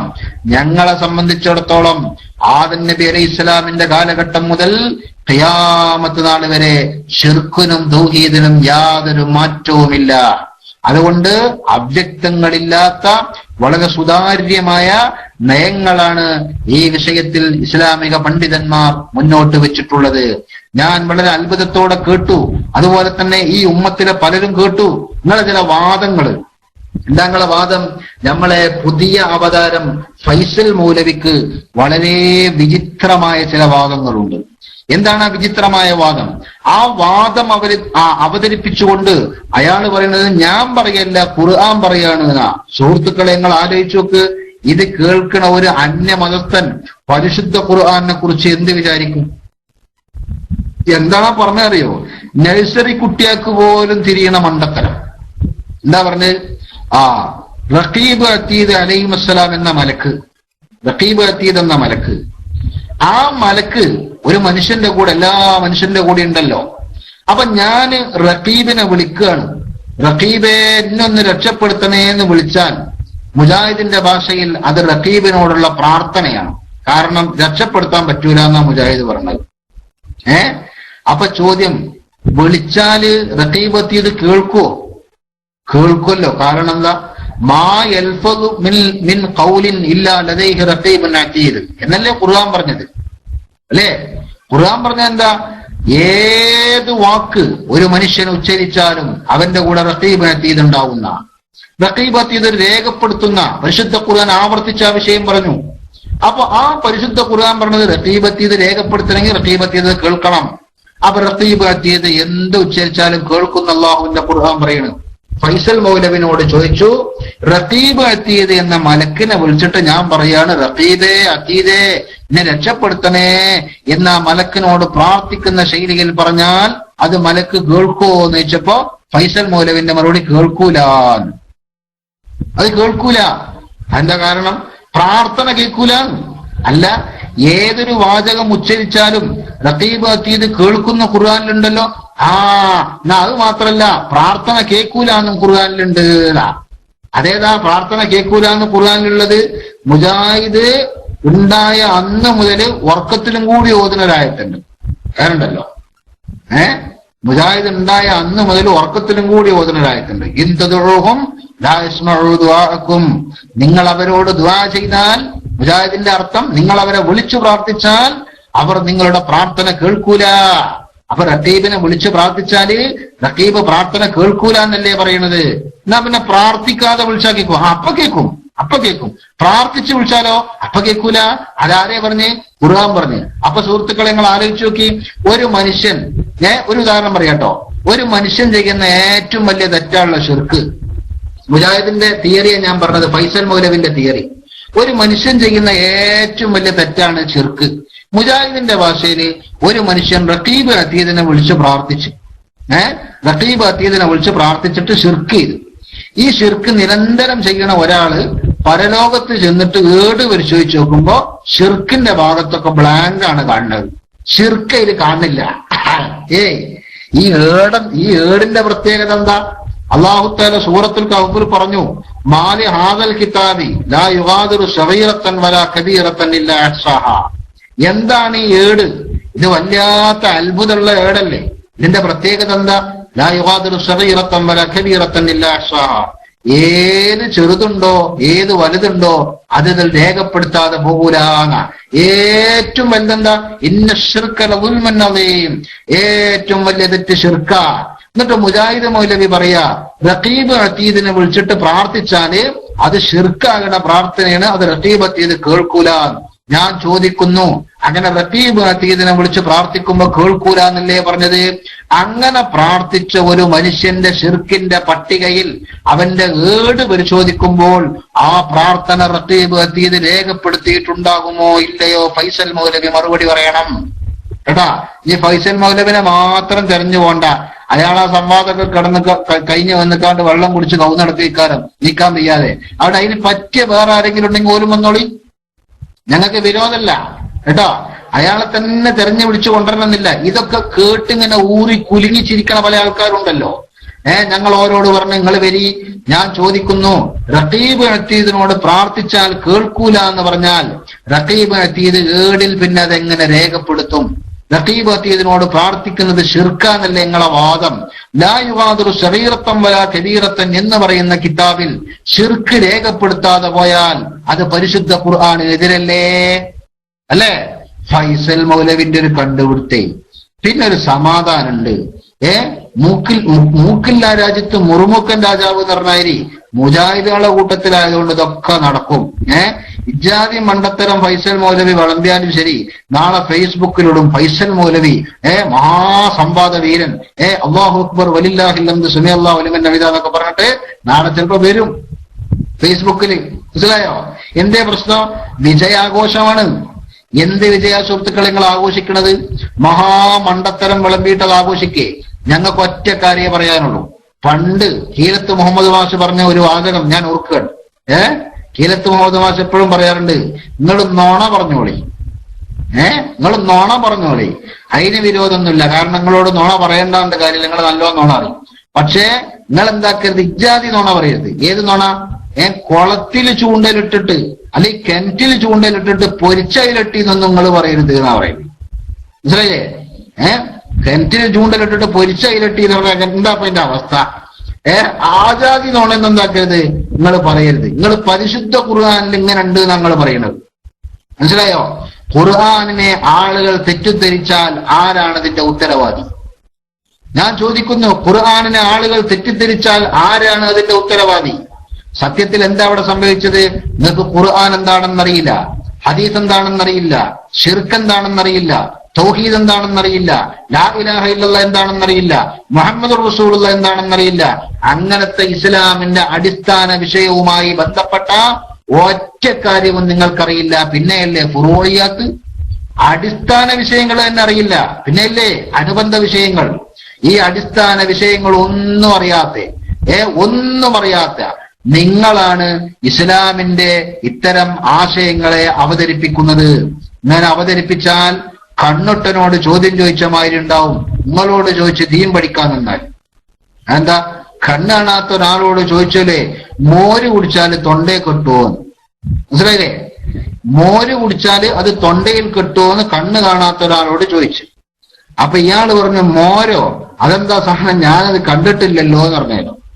അപ്പൊ വിശദീകരിച്ചു കൊടുത്ത്, അത് ഈ പാലുമാതിരി വെളുത്തിട്ടാണ് എന്ന് പറഞ്ഞാലോ. മോരെ അത് പാലുമാതിരി വെളുത്തിട്ട് എന്ന് പറഞ്ഞു. അപ്പൊ ഇയാള് ചോദിച്ചു, പാലോ? അതെന്താ സാധനം? ഞാൻ അതും കണ്ടിട്ടില്ലല്ലോ എന്ന് പറഞ്ഞാലോ. അപ്പൊ പിന്നെ ഒന്ന് പറഞ്ഞു കൊടുക്കല്ലോ, കണ്ണ് കാണാത്ത ആളല്ലേ, മൂപ്പരൊന്ന് ഹെൽപ്പ് ചെയ്യണല്ലോ. അപ്പൊ പറഞ്ഞു, അത് ഈ പാടത്തൊക്കെ ഉണ്ടാവുമല്ലോ കൊക്ക്, ആ കൊക്കിന്റെ മാതിരി വെളുത്തിട്ടൊരു സാധനമാണ് ഈ പാല് മോര് എന്നൊക്കെ പറഞ്ഞാല്. അപ്പൊ കണ്ണൊട്ടം പിന്നെയും പറഞ്ഞു, പടച്ചോനെ കൊക്കോ? അങ്ങനെ ഒരു സാധനം ഉണ്ടോ? ഞാനത് കണ്ടിട്ടില്ലല്ലോ. എങ്ങനെ ഈ കൊക്ക് എന്ന് ചോദിച്ചാൽ, അപ്പൊ ഈ ചോദ്യകർത്താവ് എന്താക്കി, ഈ കൈ ഇങ്ങനെ മടക്കി പിടിച്ചിട്ട് കൊക്കിന്റെ രീതിയിൽ ഈ കൈപ്പത്തി ഇങ്ങനെ താഴ്ത്തി പിടിച്ച് ഈ കൈയിന്റെ മുഴം മുതൽ ഇങ്ങനെ നീട്ടിപ്പിടിച്ചിട്ട് കാണിച്ചു കൊടുത്തു. ഇങ്ങനെയാണ് കൊക്ക് എന്ന് പറഞ്ഞാൽ. സുബ്ഹാനല്ലാഹ്, ഇതുണ്ട് കണ്ടപ്പോ ആ അന്ധൻ ഇങ്ങനെ തപ്പി നോക്കി ഈ കയ്യമ്മ കൂടി. എന്നിട്ട് ചോദിച്ചു, സുബ്ഹാനല്ലാഹ്, ഇത് കുടിച്ച തൊണ്ടേ കെട്ടൊന്ന് പറയാണ്ടോ എന്ന് ചോദിച്ചാലോ. ഇത് കുടിച്ചാൽ തൊണ്ടേ കെട്ടൊന്ന് പറഞ്ഞാ മതിയോ? അതാണ് മോര് കുടിച്ചാൽ തൊണ്ടേ കെട്ടുമോ എന്ന് ചോദിച്ചതിന് കണ്ണൊട്ടന്റെ മറുപടിയാ. ഇതേ മറുപടിയാണ് നമ്മളെ മുജാഹിദിനും പറയാണ്ടാകുക. ഏത്? തൗഹീദും ശിർക്കും പ്രാർത്ഥനയും ആരാധനയും ചോദിച്ചാല് മുജാഹിദിന് പറയാനുള്ള മറുപടി ഇതാണ്. കാരണം എന്താ? കണ്ണൊട്ടനെ പോലെയാണ്. മോരെന്താന്നറിയില്ല, പാലെന്താന്നറിയില്ല, അതേപോലെ തന്നെ തൈരെന്താണെന്നറിയില്ല, കൊക്കെന്താന്നറിയില്ല. അവസാനം പിന്നെ ആരെങ്കിലും ഒന്ന് കയ്യ് വളച്ച് കാണിച്ചു കൊടുക്കുന്നതാണ്. ഏതെങ്കിലും ഡോക്ടർ ഉസ്മാൻ കയ്യ് വളച്ച് കാണിച്ചു കൊടുത്തിട്ടുണ്ടാവും, അല്ലെങ്കിൽ ഏതൊരു ഉമ്മർ മൗലവി പേന വളച്ച് കാണിച്ചു കൊടുത്തിട്ടുണ്ടാവും, അല്ലെങ്കിൽ ഏതെങ്കിലും ഒരു MCC മൗലവി പേന ഉന്തി കാണിച്ചു കൊടുത്തിട്ടുണ്ടാവും. ആ കാണിച്ചു കൊടുത്ത വളഞ്ഞേയും തിരിഞ്ഞേയും ഒക്കെ തപ്പി നോക്കിയിട്ട് പറയാ, പടച്ചോനെ ഇത് ശിർക്കാകാതൊക്കെയാണോ? മനസ്സിലായോ? ഇതാണ് നമ്മളെ നാട്ടിലെ പുത്തൻ പ്രസ്ഥാനക്കാർ ചെയ്തുകൊണ്ടിരിക്കുന്നത്. അതുകൊണ്ട് നിങ്ങൾ സംവാദം തുടരി കേട്ടോ. നിങ്ങളെ സംവാദം ഞാൻ നടക്കട്ടെ. എന്നാണോ നിങ്ങളെ തൗഹീദ് തീരുമാനാകുക അന്ന് നിങ്ങളൊരു വിവരം തരും. കാരണം അതിന്റെ മുന്നപ്പങ്ങളൊപ്പം കൂടിയിട്ടൊരു കാര്യമില്ലല്ലോ. നിങ്ങളെന്നാ തിരുത്താന്നറിയില്ലോ. കഴിഞ്ഞ 90 കൊല്ലക്കാലം നിങ്ങൾ എവിടെയൊക്കെ തിരുത്തി? ഞാൻ ചോദിക്കുന്നു, അള്ളാഹുവിനെ 6 തവണ നിങ്ങൾ തിരുത്തിയില്ലേ? അള്ളാഹുവിനെ തന്നെ 6 തവണ നിങ്ങൾ തിരുത്തി. മാത്രമല്ല ശിർക്കും തൗഹീദും കൂട്ടിച്ചേർത്തുകൊണ്ടും അതിൽ നിന്ന് മാറ്റി നിർത്തിക്കൊണ്ടും നിർവചനം മാറ്റി പറഞ്ഞുകൊണ്ടും മാനദണ്ഡങ്ങൾക്ക് മാറ്റം വരുത്തിക്കൊണ്ടും നിങ്ങൾ ആ പരിശുദ്ധ ഇസ്ലാമിന്റെ അടിസ്ഥാന തത്വങ്ങളെ പോലും തിരുത്തി പറഞ്ഞു. നിങ്ങളെ ഞങ്ങൾ എങ്ങനെ വിശ്വസിക്കും? ഞങ്ങൾ ഏതാനും വിശ്വസിക്കൂല, പോട്ടെ. ഈ സമുദായത്തിലെ പാവപ്പെട്ടവർ നിങ്ങൾ എങ്ങനെ വിശ്വസിക്കും? പിന്നെ വേറൊന്നുണ്ട്. ഞാൻ ഇപ്പൊ കഴിഞ്ഞ ആഴ്ച എന്റെ നാട്ടിന്റെ അടുത്തൊരു സ്ഥലത്ത് ചെന്നപ്പോ എന്റെ പഴയ ഒരു പരിചയക്കാരനെ കണ്ടു. കുറെ കാലം മുന്നേ കണ്ടതാവാനെ. അപ്പോ ഞാന് ഒരു സ്ഥലത്ത് നിൽക്കുമ്പോൾ ഇവന്റെ ഒരു മുജാഹിദ് മദ്രസന്റെ മുന്നിലാണ് നിൽക്കുന്നത്. ഞാൻ അവിടെ ഒരു സാധനം വാങ്ങാൻ കടയ്ക്ക് പോയതാണ്. അപ്പൊ അവിടെ ഒരു മുജാഹിദ് മദ്രസ ഉണ്ട്. അതിന്റെ മുന്നിൽ ഇപ്പൊ അങ്ങ് നിൽക്കണം. ഞാൻ ചോദിച്ചു, എന്താ അവിടെ ചോദിച്ചു. എന്റെ കുട്ടി ഇവിടെ പഠിക്കുന്നുണ്ടോ? ഞാൻ ചോദിച്ചു, ഇവിടെ ഇവിടെ എന്റെ കുട്ടി പഠിക്കുക, എന്താ ഇവിടെ പഠിക്കണെന്ന് ചോദിച്ചു. അപ്പൊ എന്നോട് അല്ല, ഞാൻ ഇവിടെ ഉണ്ട് ചേർത്താ വിചാരിച്ചതെന്നാണ്. അല്ല, അങ്ങനെ വിചാരിക്കാൻ പറ്റുമല്ലോ, കുട്ടികളെ കൊടുന്ന് ഇങ്ങനത്തെ സ്ഥലത്തൊക്കെ ചേർക്കാൻ പറ്റുമോ എന്ന് ചോദിച്ചു. അപ്പൊ എന്നോട് പറഞ്ഞെന്താ നിങ്ങള് 9 കൊല്ലം ഞാൻ പഠിച്ചിട്ട് ഫാത്തിഹന്റെ അർത്ഥം പഠിച്ചിട്ടില്ല. അപ്പൊ എനിക്ക് മനസ്സിലായി ഓന്റെ കുട്ടിനെ ഇവിടെ തന്നെ എന്നെ ചേർത്തേണ്ടതെന്ന്. കാരണം 9 കൊല്ലം പഠിച്ചിട്ട് ഫാത്തിഹന്റെ അർത്ഥം പഠിച്ചിട്ടില്ലെങ്കിൽ പിന്നെ ഓന്റെ തല ഏത് ഫാക്ടറിയിൽ ഉണ്ടാക്കിയതാ അക്കളത് ആലോചിച്ച് നോക്കി. പിന്നെ ഓന്റെ കുട്ടി അവിടെ അല്ലാതെ എവിടെ എത്തുക? 9 കൊല്ലം പഠിച്ചിട്ട് ഫാത്തിഹന്റെ അർത്ഥം പഠിച്ചിട്ടില്ലെങ്കിൽ പിന്നെ ഓന്റെ തല ഏത് തല കൊണ്ടുണ്ടാക്കി, ഏത് കമ്പനിയിൽ ഉണ്ടാക്കിയതാ? എന്ത് സാധനം കൊണ്ടാ തലച്ചോറ് പറിച്ചുള്ളത്? പിന്നെ ഓന്റെ കുട്ടി മുജാഹിദ് മദ്രസിലല്ലാതെ വേറെ ഏത് മദ്രസിലെത്തുക? അതിന്റെ കേട്ടപ്പോ എന്റെ മുഴുവൻ സംശയം പോയി. 9 കൊല്ലം പഠിച്ചിട്ട് ഫാത്തിഹന്റെ അർത്ഥം കിട്ടിയില്ല എന്ന് പറഞ്ഞപ്പോഴേ എല്ലാം പോയി, എല്ലാ ഇസ്കാലിലും പോയി. മെയ്ഡ് ഇൻ ചൈന എന്നല്ല സുഹൃത്തെ, ചൈനയൊക്കെ സാധനം സൂപ്പറാ കേട്ടോ. ഇത് വേറെ എവിടെയാണ്, മെയ്ഡ് ഇൻ കേരള എന്നാണ് എനിക്ക് തോന്നുന്നത്. ഏതോ ആവട്ടെ. പിന്നെ അപ്പൊ നമ്മൾ മനസ്സിലാക്കേണ്ടത് എന്താ വെച്ചാല്, അടിസ്ഥാനപരമായി അഭിപ്രായ വ്യത്യാസങ്ങൾ മുസ്ലിം ഉമ്മത്തിൽ ഇല്ലാത്ത വിഷയങ്ങളിൽ പോലും അഭിപ്രായ വ്യത്യാസങ്ങൾ ഉണ്ടാക്കിയിട്ട് ഈ പ്രസ്ഥാനത്തെ ശിഥിലീകരിക്കാനുള്ള മനഃപൂർവ്വ ശ്രമം അത് മാത്രമാണ് പുത്തൻ പ്രസ്ഥാനക്കാർ നടത്തിക്കൊണ്ടിരിക്കുന്നത്. നിങ്ങൾ ഈ നടത്തുന്ന വാദപ്രതിവാദങ്ങൾ, നിങ്ങൾ ഈ നടത്തിക്കൊണ്ടിരിക്കുന്ന സംവാദങ്ങൾ, നിങ്ങൾ ഈ നടത്തിക്കൊണ്ടിരിക്കുന്ന ചർച്ചകൾ, ഞങ്ങൾ ചോദിക്കുന്നു, നിങ്ങൾക്ക് അല്പമെങ്കിലും ആ വിഷയത്തിൽ ആത്മാർത്ഥതയുണ്ടെങ്കിൽ ഫൈസൽ മൗലവിയുടെ ഗ്രൂപ്പായാലും വേണ്ടില്ല, സാക്ഷാൽ അബ്ദുറഹ്മാൻ സലഫിയുടെ ഗ്രൂപ്പായാലും വേണ്ടില്ല, നിങ്ങളെ 2 കൂട്ടരുടെയും വാദം തെളിയിക്കാനുള്ള തന്റെ ഇടമുണ്ടെങ്കിൽ സുന്നി ഗ്ലോബൽ വോയിസിലേക്ക് ഒന്ന് വന്നു നോക്കൂ. ഇൻഷാ അല്ലാഹ് നമുക്കൊരു മാന്യമായ ചർച്ച നടത്തി നോക്കാം. ഞാൻ ഒറ്റ കാര്യം കൂടി പറയട്ടെ. സക്കരിയ സലാഹിയും കൂട്ടരും അവസാനം ഗവേഷണം നടത്തി കണ്ടുപിടിച്ചു. സക്കരിയ മൗലവി കൂട്ടര് എന്ന് പറഞ്ഞാൽ അക്കൂട്ടത്തിൽപ്പെട്ട ആളാണ് ഫൈസൽ മൗലവി. ആ കണ്ടുപിടിച്ചൊരു മഹാത്ഭുതമാണ് ഞാൻ നേരത്തെ പറഞ്ഞത്. റഖീബ് അത്തീദിനെ എല്ലാം കേൾക്കും, പക്ഷെ പ്രാർത്ഥിച്ചാ കേൾക്കൂല എന്ന് പറഞ്ഞത് അതൊരു മഹാത്ഭുത. അങ്ങനെ കണ്ടുപിടിച്ചതിന്റെ കൂട്ടത്തില് സക്കരിയ മൗലവിയും മുജാഹിദ് ബാലുശ്ശേരിയും അതുപോലെ തന്നെ ഇപ്പറഞ്ഞ ഫൈസൽ മൗലവി എല്ലാരും കൂടിയിട്ട് കണ്ടുപിടിച്ചു പുതിയൊരാശയം. എന്താ കണ്ടുപിടിച്ചത്? ജിന്നുകളോട് സഹായം തേടാൻ പാടില്ല എന്ന് തന്നെ ഞങ്ങൾ പറയണത്, പക്ഷെ സഹായം തേടിയ ശിർക്കല്ല. എന്താ അങ്ങനെ? അതിന് തെളിവ് പറഞ്ഞ എന്താ നിങ്ങള്? അതിന് തെളിവ് എന്താ അറിയോ? അതിലെ തെളിവ് പഴയകാല ഇമാമിയങ്ങളൊക്കെ അങ്ങനെ തേടിക്കണെന്നാ. അത് ശരി. അപ്പൊ പഴയകാല ഇമാമിയങ്ങൾക്ക് ചെയ്യാൻ പാടില്ലാത്ത പണി ചെയ്യണ പണിയില്ലേ? നല്ല കണ്ടെത്തല്. നിങ്ങൾ കുറച്ച് ആൾക്കാരുണ്ട് പാടുള്ള പണി മാത്രം ചെയ്യണേ. ജീവിതത്തിൽ കറാഹത്ത് പോലും ചെയ്യാത്ത മഹാന്മാര് നിങ്ങൾ പറഞ്ഞ ഹറാമ് ചെയ്തു എന്നാ നിങ്ങൾ പറയണത് അല്ലേ? ചോദിക്കട്ടോ, അത് ഹറാമാന്നുള്ളതിന് പരിശുദ്ധ ഖുർആൻ എന്നൊരു വാചകം ഉന്നയിക്കാൻ നിങ്ങൾക്ക് സാധിക്കും? ഒറ്റ ആയത്ത് അത് ഹറാമാണെന്നുള്ളതിന് നബി സല്ലല്ലാഹു അലൈഹി വസല്ലമയുടെ ഹദീസുകളിൽ നിന്ന് ഒറ്റ വാചകം ഉന്നയിക്കാൻ നിങ്ങൾക്ക് സാധിക്കുമോ? ജിന്നിനോട് ചോദിക്കല് ഹറാമാന്ന് പറയാന് അല്ലേ? എന്നിട്ട് നിങ്ങൾ തന്നെ സ്വന്തം മെനഞ്ഞുണ്ടാക്കുക, ജിന്നിനോട് ചോദിക്കുന്നത് ഹറാമാണ്. ആര് പറഞ്ഞു ഹറാമാണ്? അതിന് തെളിവുണ്ടെങ്കിൽ പറയും. എന്നിട്ട് ആയത്ത് കൂടെ ഓതുന്നുണ്ട്, വലാ തഖൂലു. എന്താണ് ആയത്ത്? പിന്നെ മാ തസിഫു അൽസിനത്തുക്കും ഹാദാ ഹറാമൻ വഹാദാ ഹലാൽ. അല്ലേ? നിങ്ങൾക്ക് തോന്നുന്നത് പോലെ നിങ്ങൾ എന്ത് പറയരുത്? ഇത് ഹറാമാണ്, ഇത് ഹലാലാണെന്ന് പറയരുത്. അത് അള്ളാഹുവിന്റെ വിധിയാണ്. അതിൽ തോന്നുന്നത് പോലെ പറയാൻ നമുക്ക് അധികാരമില്ല എന്ന ആയത്ത് ഓതിയ അതേ ശ്വാസത്തിൽ സക്കരിയ സലാഹി എന്ന മൗലവി പറയുന്നു ജിന്നുകളോട് ചോദിക്കൽ ഹറാമാണ് എന്ന്. അങ്ങനെ ഒരു തെളിവും പ്രമാണവും ഇല്ലാതെ അള്ളാഹുവിന്റെ ഹുക്കുമിൽ സ്വന്തമായ അഭിപ്രായം പറയാൻ സക്കരിയ മൗലവിക്ക് എവിടുന്ന് തെളിവിട്ട് ഞങ്ങൾ ചോദിക്കുകയാണ്. രണ്ടാമത്തെ ഒരു വിഷയം, നിങ്ങൾ എന്തുകൊണ്ടാണ് ഇത് ശിർക്കാന്ന് പറയാത്തത്? നിങ്ങൾ എന്തുകൊണ്ടാണ് ജിന്നിനോട് ചോദിക്കൽ ശിർക്കാന്ന് കഴിഞ്ഞ കാലത്ത് നിങ്ങൾ പറഞ്ഞിരുന്നല്ലോ? കാണാത്ത ആരോട് ചോദിച്ചാലും ശിർക്കാന്നല്ലേ നിങ്ങൾ പറഞ്ഞിരുന്നത്? ഞാൻ ചോദിക്കുന്നു, ഇപ്പൊ നിങ്ങൾ തിരുത്തിയിട്ട് ജിന്നിനോട് ചോദിച്ചാൽ ശിർക്കാവൂല എന്ന് പറഞ്ഞത്? ഇമാമിങ്ങൾ അത് ചെയ്തിട്ടുണ്ട്. ഇമാമിങ്ങളെ നരകത്തിലാക്കിയിട്ട് സ്വർഗത്ത് പോകാൻ നമ്മളില്ല എന്നാണ് സക്കരിയ മൗലവിന്റെ തലയിലുദിച്ച പുതിയ വാദം അല്ലേ? ഞാൻ ചോദിക്കുന്നു, ഈ ഇമാമിങ്ങൾ ഹറാമ് ചെയ്യുന്നവരാണോ? ഒന്നാമത്തെ ചോദ്യം. രണ്ടാമത്തെ ചോദ്യം, ഈ ഇമാമിങ്ങൾ ചെയ്തത് കൊണ്ട് അത് ശിർക്കല്ല എന്ന് നിങ്ങൾ കണ്ടെത്തുന്നുവെങ്കിൽ ഇതേ ഇമാമിങ്ങൾ തന്നെ നബി സല്ലല്ലാഹു അലൈഹി വസല്ലമ തങ്ങളോട് ഇസ്തിഗാസ നടത്തിയവരും നടത്താൻ പഠിപ്പിച്ചവരുമല്ലേ? അത് ശിർക്കാണെന്ന് നിങ്ങൾ കണ്ടെത്തുന്നത് എങ്ങനെയാണ്?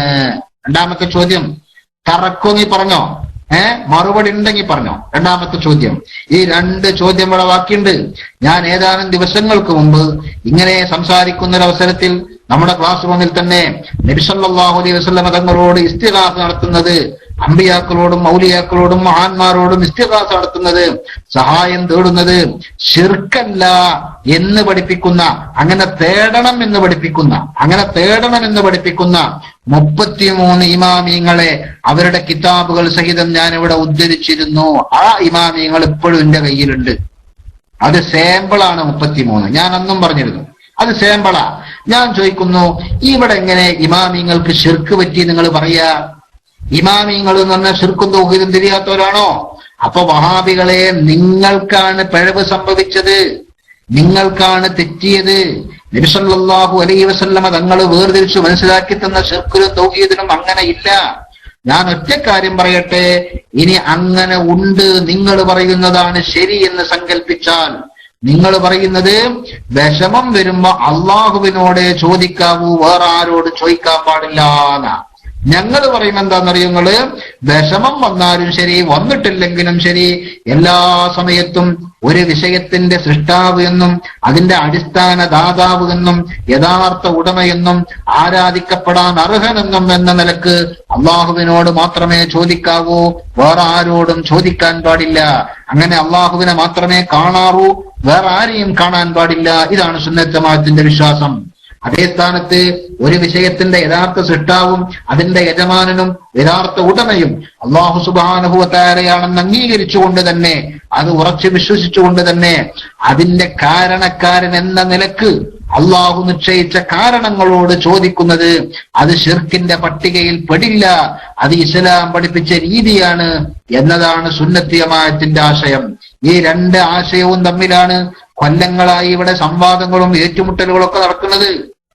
ഞാൻ ഒറ്റ കാര്യം ചോദിക്കട്ടെ, ഈ സംവാദങ്ങളും ഏറ്റുമുട്ടലുകളും കണ്ടിട്ട് മുജാഹിദ് നേതാക്കന്മാരുടെ വായിലൂടെ വല്ലതും വന്നാൽ അത് അണ്ണാക്കിൽ തൊടാതെ വിഴുങ്ങുന്ന ഇവിടുത്തെ സാധാരണക്കാരായ, എന്ന് പറഞ്ഞാൽ കുട്ടികളായ ചില മൗലവിമാരും സാധാരണ പ്രവർത്തകരായ മുജാഹിദുകളും അത് കേട്ടിട്ട് ഫേസ്ബുക്കിലും മറ്റൊക്കെ അല്ലാഹു അക്ബർ സമി അല്ലാഹു ലിമൻ ഹമിദാന്ന് പറഞ്ഞ് കമന്റ് അടിക്കുന്ന ചില ആളുകളുണ്ടല്ലോ. ഞങ്ങൾ അവരോടൊക്കെ ചിന്തിക്കാൻ വേണ്ടി, നിങ്ങൾ ചിന്തിക്കാനാണ് ചോദിക്കുന്നത്. അതുപോലെ തന്നെ മുജാഹിദ് പറയുന്നതിൽ സത്യമുണ്ടോ എന്ന് ശങ്കിക്കുന്ന സാധാരണക്കാരായ എന്റെ പ്രിയപ്പെട്ട സഹോദരങ്ങൾ ആലോചിക്കാൻ വേണ്ടി ഞാനൊരൊറ്റ കാര്യം നിങ്ങളുടെ മുമ്പിൽ വെച്ചുകൊണ്ട് എന്റെ സംസാരം അവസാനിപ്പിക്കും. ഇത് കഴിഞ്ഞാൽ ചോദ്യം ചോദിക്കാനുള്ള ആളുകൾക്ക് വരിയായി വരാം. ഉസ്താദുമാരുടെ നിരയായി നിൽപ്പുണ്ട് കേട്ടോ. അവിടെ ഇൻഷാ അല്ലാഹ് ഈ വിഷയവുമായി ബന്ധപ്പെട്ട് നിങ്ങൾക്ക് ചോദിക്കുകയാണെങ്കിൽ വന്നോളി, നമുക്ക് ചർച്ച നടത്താം. അതിനിടയ്ക്ക് ഞാൻ ഒറ്റ കാര്യം ചിന്തിപ്പിച്ചുകൊണ്ട് ഞാൻ അവസാനിപ്പിക്കുകയാണ്. അതെന്താണത്? നിങ്ങൾ ഓർത്തു നോക്ക്. ഈ ശിർക്കും തൗഹീദും വിഷമഘട്ടത്തിൽ അള്ളാഹുവിനോട് ചോദിച്ചാല് അതേ തൗഹീദുള്ളൂ, വേറെ ആരോടെങ്കിലും ചോദിച്ചാൽ അത് ശിർക്കാന്ന് മുജാഹിദിന്റെ ഭാഷ. ഞാൻ ഒറ്റ കാര്യം പറയുന്നു, സംവാദം എത്ര നടന്നാലും തീരുമാനമായാലും തീരുമാനമായിട്ടില്ലെങ്കിലും മരിക്കുന്നതോടുകൂടി തീരുമാനമാകുമല്ലോ, ഉറപ്പല്ലേ? അല്ലെ സുഹൃത്തുക്കളെ? ഞങ്ങളാണ് മരിച്ചു നിൽക്കട്ടെ. മരിച്ചപ്പോ ഒരാൾക്ക് മനസ്സിലായി, പടച്ചോനെ ഞാനാ പറഞ്ഞൊക്കെ ശിർക്കയിന്നല്ലോ, ഇപ്പൊ അതിന്റെ ബുദ്ധിമുട്ട് ഞാൻ അനുഭവിക്കുകയുള്ളൂ, ഇനി ഒരിക്കലും ഞാൻ അമ്മാതിരി ശിർക്കിന്റെ ജീവിതത്തിൽ ഉണ്ടാവൂല എന്ന് ഖബർക്കെത്തുമ്പോ ബോധം വരൂലേ? അങ്ങനെ ശിർക്ക് സംഭവിച്ചിട്ടുണ്ടെങ്കിൽ തൗഹീദിലാണെങ്കിൽ അതിന്റെ സുഖവും ഖബർക്കെത്തും പറയില്ലേ? അപ്പൊ പ്രശ്നഘട്ടങ്ങളിൽ, പ്രയാസഘട്ടങ്ങളിൽ, ബുദ്ധിമുട്ടുണ്ടാകുന്ന സന്ദർഭങ്ങളിൽ അള്ളാഹുവിനോട് ചോദിക്കുന്നതിന് പകരം മഹാന്മാരെ സമീപിക്കുന്നതും അവരോട് ചോദിക്കുന്നതും ശിർക്കാണെങ്കിൽ ആ ശിർക്ക് ഖബറിലെത്തിയാൽ ബോധ്യപ്പെടാത്തവരുണ്ടാകൂല. ഇതെല്ലാവരും സമ്മതിക്കും അല്ലെ? നിങ്ങളൊക്കെ സമ്മതിക്കണില്ലേ? ഈ പറഞ്ഞതെല്ലാവരും സമ്മതിക്കുന്നുണ്ടോ? നിങ്ങൾക്ക് മനസ്സിലാണ്ടെങ്കിൽ ഇതിന്റെ ബാക്കി ഞാൻ പറഞ്ഞിട്ട് കാര്യമുള്ളൂ.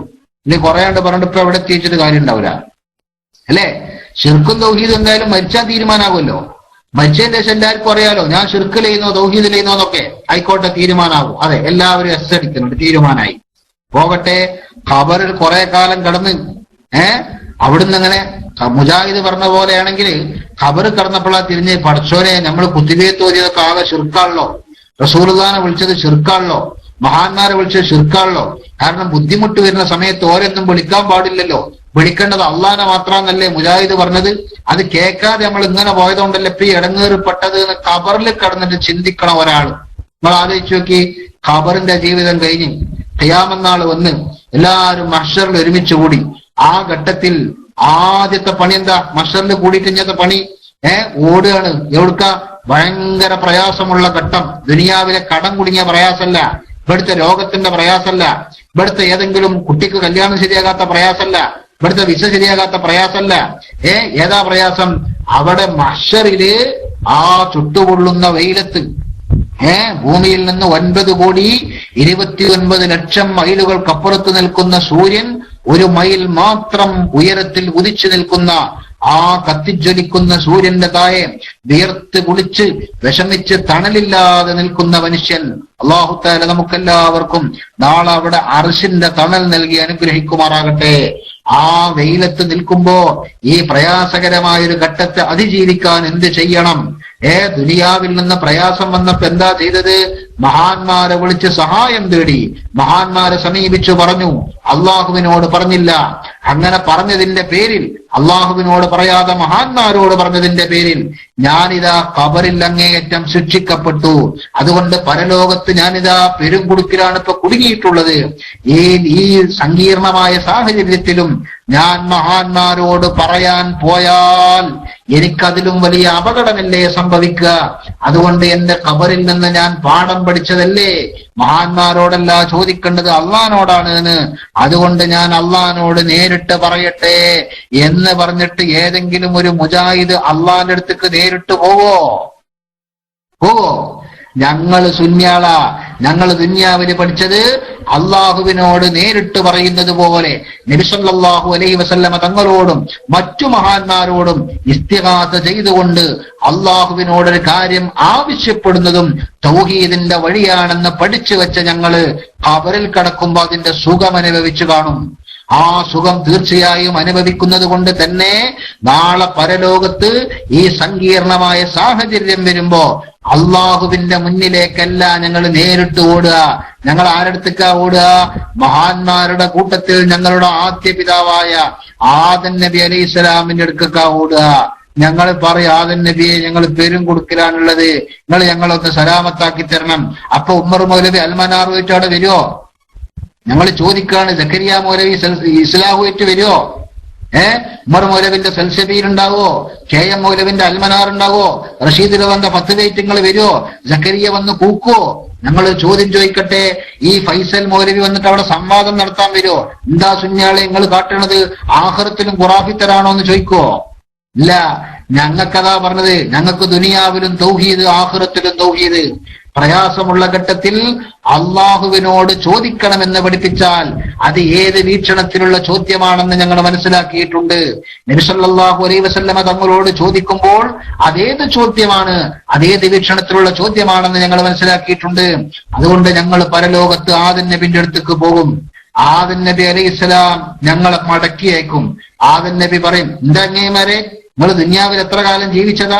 എന്നിട്ട് അവിടെ നിന്ന് നിങ്ങൾ ശിർക്കന്മാര്, എന്നിട്ട് ഖബറിൽ നിങ്ങൾ ഇതിന്റെ ഫലം എന്ന് പറഞ്ഞില്ലേ, ഇനി ഇവിടെ നിങ്ങൾ ശിർക്കിക്ക് വന്നിക്കുക എന്ന് ആദം നബി ചോദിക്കോ? ആദം നബി അലൈഹി സ്വലാം അങ്ങനെ ചോദിക്കൂല. ആദം നബി എന്താ പറയാ? നിങ്ങൾ വന്നതൊക്കെ നല്ല വരവന്നെയാണ്, അതിനൊന്നും കുഴപ്പമില്ല, പക്ഷേ ഞാൻ അതിന് അർഹനല്ല. നിങ്ങൾ അള്ളഹാനോട് പറയുന്നല്ല ആദം നബി പറയണത്. ആദം നബി എന്താ പറയണത്? നിങ്ങൾ ഇദ്ഹബൂ നൂഹൻ, നിങ്ങൾ നൂഹ് നബി അലൈഹി സ്വലാമിന്റെ അടുത്ത് പോയിട്ട് ഇസ്തിഗാസ ചെയ്യൂ. അല്ലാതെ അള്ളഹാനോട് പറയുന്നല്ല. ആഖിറത്തിലും ഇസ്തിഗാസ.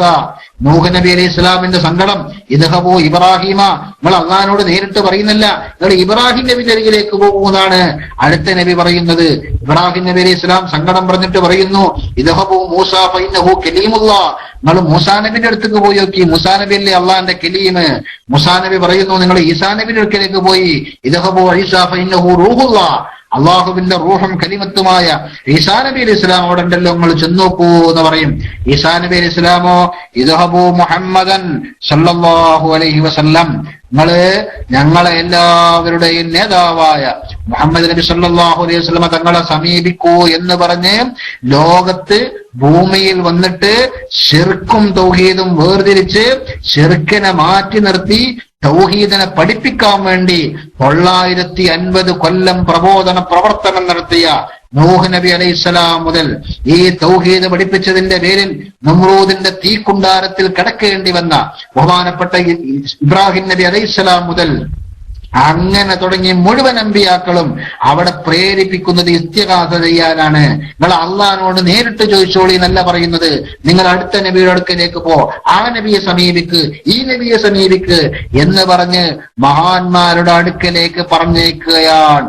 എന്നാൽ ലോകത്ത് ശിർക്കിന്റെയും തൗഹീദിന്റെയും പഠനത്തിന്, പ്രവാചകത്വത്തിൽ ഊന്നി നിന്നുള്ള പഠനത്തിന് നാന്ദി കുറിച്ച ബഹുമാനപ്പെട്ട മുഹമ്മദ് നബി സല്ലല്ലാഹു അലൈഹി വസല്ലം തങ്ങൾ അവിടുന്ന് അവസാനം പറയുന്നത് എന്താണ്? അനലഹ, നിങ്ങൾ എന്റെ അടുത്തേക്കല്ലേ വന്നത്, ഞാനാണല്ലോ അവസാനം ശിർക്കും തൗഹീദും പഠിപ്പിച്ചത്, എന്നിട്ടും നിങ്ങൾക്ക് പഠിച്ചിട്ടില്ലേ? ഇവിടെ വന്നിട്ട് നിങ്ങൾ ശിർക്ക് കെട്ടാണോ? അള്ളാഹിനോട് നേരിട്ട് ചോദിക്കണോ? വിഷമഘട്ടത്തിൽ അമ്പിയാക്കളോടല്ല ചോദിക്കേണ്ടത്, മഹാന്മാരെയല്ല സമീപിക്കേണ്ടത്, അള്ളാഹിനെയാണ് കാണേണ്ടത്, പടച്ചോനാണ് ചോദിക്കേണ്ടത്. നിങ്ങൾ ഇനിയും പഠിച്ചിട്ടില്ലേ എന്ന് മുഹമ്മദ് നബി സല്ലല്ലാഹു അലൈഹി വസല്ലം തങ്ങൾ അവിടെ പറയുന്നില്ല. അള്ളാഹുവിന്റെ റസൂല് നേരെ മറിച്ച് പറയുന്നത് അനലഹ, ഞാനിതാ നിങ്ങൾക്ക് ശഫാഅത്ത് ചെയ്യാൻ തന്നെ ഇരിക്കുന്നവനാണ്. കണ്ടോ, ഞാൻ നിങ്ങൾക്ക് ശഫാഅത്ത് ചെയ്യാൻ തന്നെ ഇരിക്കുന്നവനാണ്. അങ്ങനെ മുഹമ്മദ് നബി സല്ലല്ലാഹു അലൈഹി വസല്ലം തങ്ങളോട് ഇസ്തിഗാസ നടത്തിയിട്ടാണ് പരലോകത്ത് രക്ഷപ്പെടുന്നത്. പക്ഷേ മുഹമ്മദ് നബി തങ്ങളാണ് രക്ഷപ്പെടുത്തുക എന്ന് അറിഞ്ഞിട്ട് തന്നെ അല്ലാഹു തആല ആദം നബി മുതൽ ഇങ്ങോട്ടുള്ള പ്രധാനപ്പെട്ട പ്രവാചകന്മാരുടെ മുഴുവനും മുമ്പിൽ കൊണ്ടുപോയിട്ട് അവരുടെ മുമ്പിൽ സഹായാർത്ഥന നടത്തിപ്പിച്ച് ഇസ്തിഗാസ ചെയ്യിപ്പിച്ചതിന്റെ ശേഷമേ ഈ ഉമ്മത്തിനെ പരലോകത്ത് വിടുകയുള്ളൂ എന്നാണ് മുഹമ്മദ് റസൂലുള്ളാഹി സ്വല്ലല്ലാഹു അലൈഹി വസല്ലം തങ്ങൾ വളരെ സ്വഹീഹായ ഹദീസിലൂടെ ഈ ഉമ്മത്തിനെ പഠിപ്പിച്ചിട്ടുള്ളത്. അതുകൊണ്ട് എന്റെ പ്രിയപ്പെട്ടവരെ, ഞങ്ങളെ സംബന്ധിച്ചിടത്തോളം ഞങ്ങൾക്ക് യാതൊരു ബേജാറുമില്ല കേട്ടോ, ഞങ്ങൾക്ക് യാതൊരു ബേജാറുമില്ല. ഞങ്ങളെ ശിർക്കും തൗഹീദ് ഓർത്തുകാണ് നിങ്ങൾ വെയിലുണ്ട് ബുദ്ധിമുട്ടാകണ്ട. കാരണം ഞങ്ങൾക്ക് നിങ്ങൾ പഠിപ്പിച്ചെന്ന ശിർക്കും തൗഹീദല്ല, ഞങ്ങൾക്ക് പ്രവാചകന്മാര് പഠിപ്പിച്ചെന്ന ശിർക്കും തൗഹീദുമാണ് ഞങ്ങളെ കയ്യിലുള്ളത്. അതുകൊണ്ട് ഞങ്ങൾ ശിർക്കിനെ തിരിച്ചറിയുന്നു, തൗഹീദിനെ ഞങ്ങൾ മനസ്സിലാക്കുന്നു, ആ തൗഹീദിനെ ഞങ്ങൾ ഉൾക്കൊള്ളുന്നു. ഈ തൗഹീദ് ദുനിയാവിലും തൗഹീദാണ്, ആഖിറത്തിലും തൗഹീദാണെന്ന് നിങ്ങൾ മനസ്സിലാക്കുന്നു. അതുകൊണ്ട് ആഖിറത്തിൽ തൗഹീദായി എന്തുണ്ടോ അത് തന്നെയാണ് ദുനിയാവിലെയും തൗഹീദ് എന്ന് ഞങ്ങൾ മനസ്സിലാക്കുന്നു. ആ തൗഹീദിൽ ഞങ്ങൾ അടിയുറച്ചു നിൽക്കുന്നു. ആ അടിയുറച്ചു നിൽക്കുമ്പോൾ ഞങ്ങളെ കൂടെയുള്ളത് ആരാണ്? ഈ പ്രവാചകന്മാരും സഹാബത്തും താബീങ്ങളും ഇമാമിയങ്ങളും മഹാന്മാരും മുഅ്മിനീങ്ങളുമാണ്. ഇവരുടെ ആരുടെയും പിന്തുണയില്ലാതെ പരസ്പരം വാദപ്രതിവാദങ്ങളും സംവാദങ്ങളും മാത്രം നടത്തി സ്വന്തം കൂടാരത്തിലുള്ളവർ പോലും ശിർക്ക് തൗഹീദ് എന്ന അടിസ്ഥാന വിഷയത്തിന്റെ പേരിൽ വഴിവിരിയുന്ന ദാരുണമായ അവസ്ഥയിലേക്ക് കേവലം 90ഓളം കൊല്ലം കൊണ്ട് എത്തിയ മുജാഹിദ് പ്രസ്ഥാനമേ, ആ പരലോകത്തെ ആ തീതുപ്പുന്ന സൂര്യന്റെ നേരെ ചുവടെ നിന്ന് അവിടെ ഞങ്ങളെല്ലാവരും ഇസ്തിഗാസക്ക് പോകുമ്പോ നിങ്ങൾ അവിടെ അൽമനാറും സൽസബീലും വായിക്കേണ്ടി വരുമോ എന്ന് നെഞ്ചത്ത് കൈവച്ച് ആലോചിക്കേണ്ട സമയം അതിക്രമിച്ചു കഴിഞ്ഞിരിക്കുന്നു എന്ന് മാത്രം ഓർമ്മപ്പെടുത്തി എല്ലാ സംശയമുള്ള സുഹൃത്തുക്കളെയും മൈക്കിലേക്ക് വളരെ ബഹുമാനപൂർവ്വം വളരെ സ്നേഹപൂർവ്വം ക്ഷണിച്ചുകൊണ്ട്